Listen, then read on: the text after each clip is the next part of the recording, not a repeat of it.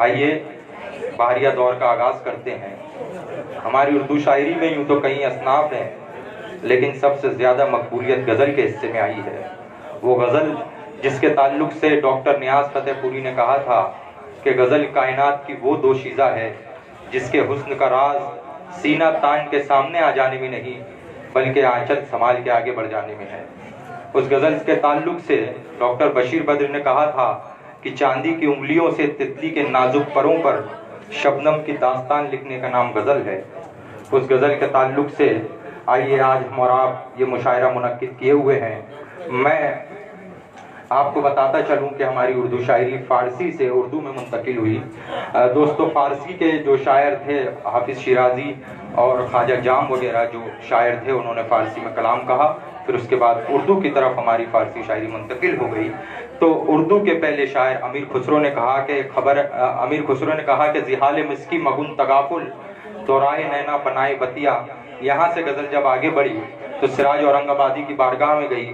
سراج نے کہا کہ خبر تحیر عشق سن، نہ جنو رہا نہ پری رہی، نہ تو رہا نہ تو میں رہا، جو رہی سو بے خبری رہی۔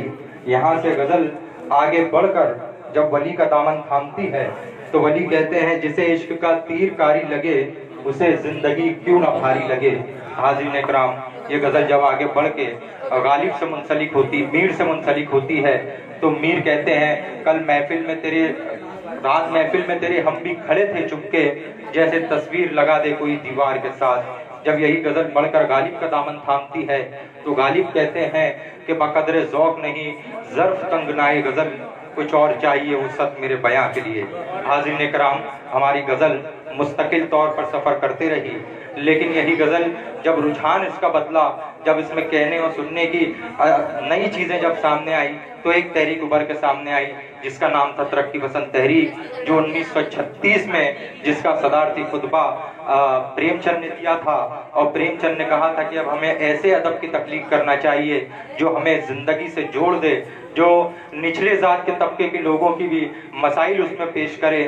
تو اس لیے جب یہ آواز اٹھی تو اس میں فیض کی آواز نمایاں ہوئی، اور فیض نے کہا تھا کہ میں نے سمجھا تھا کہ تو ہے تو درخشاں حیات، تیرا غم ہے تو غم دیر کا جھگڑا کیا ہے، تیری صورت سے ہے عالم میں بہاروں کو صفات، تیری آنکھوں کے سوا دنیا میں رکھا کیا ہے، تیری آنکھوں کے سوا دنیا میں رکھا کیا ہے۔ حاضرین، یہی جب غزل اور یہ روایت جب آگے بڑھی تو اختر الایمان سے ملی تو اختر الایمان نے کہا کہ معیشت دوسروں کے ہاتھ میں ہے میرے قبضے میں، جز ایک ذہنی رسا کچھ بھی نہیں پھر بھی مگر مجھ کو خروش عمر کے اتمام تک ایک بار اٹھانا ہے، عناصر منتشر ہو جانے نبضے ڈوب جانے تک، نوائے صبح ہو یا نالے شب کچھ بھی گانا ہے، ظفر مندوں کے آگے رزق کی تحصیل کی خاطر کبھی اپنا ہی نغمہ ان کا کہہ کر مسکرانا ہے۔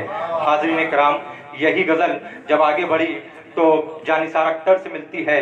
جانثار اختر کہتے ہیں کہ اسی سبب سے ہیں شاید عذاب جتنے ہیں، اسی سبب سے ہیں شاید عذاب جتنے ہیں، جھٹک کے پھینک دو پلکوں پہ خواب جتنے ہیں، سمجھ سکے تو سمجھ زندگی کی الجھن کو، سوال اتنے نہیں ہیں جواب جتنے ہیں۔ حاضرین کرام، ایسی غزل جب ہمارے درمیان میں پیش ہوئی اور اس غزل کو آگے بڑھانے میں جن لوگوں نے اہم رول ادا کیا، آج ہندوستان میں جو شاعر موجود ہیں، راحت اندوری نے کہا کہ کبھی خیال بھی آئے کہ تجھ کو خط لکھوں تو گھونسلوں سے کبوتر نکلنے لگتے ہیں۔ پھر واپس گل و بلبل کی داستان چھڑنے لگی غزل میں۔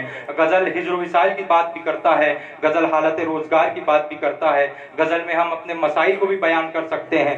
آئیے حاضرین کرام، اب میں بہت زیادہ گفتگو نہ کرتے ہوئے اپنے فہرست کے پہلے شاعر سے آپ کو متعارف کراتا ہوں۔ اس کے لیے میں یہ عرض کروں کہ جب کوئی شاعر، جب کوئی مصور کوئی پینٹنگ بناتا ہے تو اس میں طرح طرح کے رنگ بھرنے کی کوشش کرتا ہے، اس کو ہر زاویے سے دیکھتا ہے، ہر زاویے سے پرکھتا ہے، اور پھر تب کہیں جا کے وہ تصویر مکمل ہوتی ہے۔ ایک ایسا ہی شاعر ہمارے درمیان میں اس وقت موجود ہے جو مصوری کرتا ہے اپنی شاعروں، اپنے لفظوں کے حوالے سے۔ جب وہ صفحہ کرتاس پر شعر بکھیرتا ہے تو شعر بات کرنے لگتے ہیں، شعر آواز کرنے، شعر سے شعر معطر ہو جاتے ہیں۔ میری گزارش ہے اکرم علی افسر صاحب سے کہ وہ برائے کرم مائک پر آئیں اور اپنی خوبصورت तफलीक से नवाजे।